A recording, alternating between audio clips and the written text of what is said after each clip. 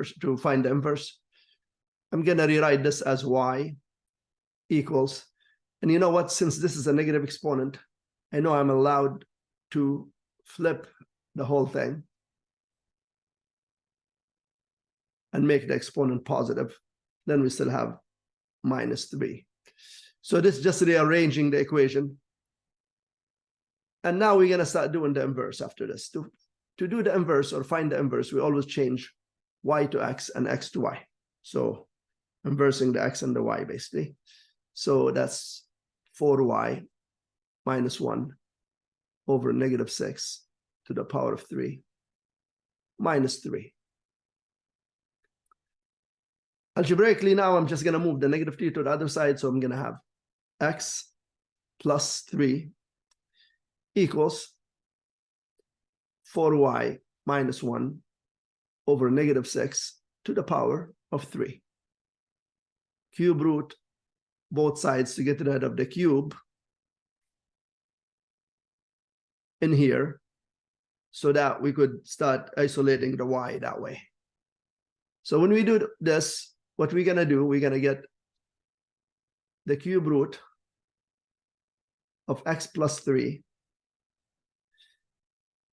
equals 4y minus 1 over negative 6. Of course, the cube root here will cancel the cube. I'm going to take this negative 6 here and cross multiply it into here. So just get the negative 6 is just going to go right there.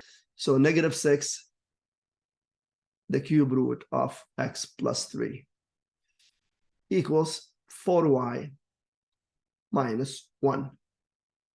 Now I'm going to move the negative 1 to the other side. So it's going to become negative 6 cube root of x plus 3 plus 1 equals 4y.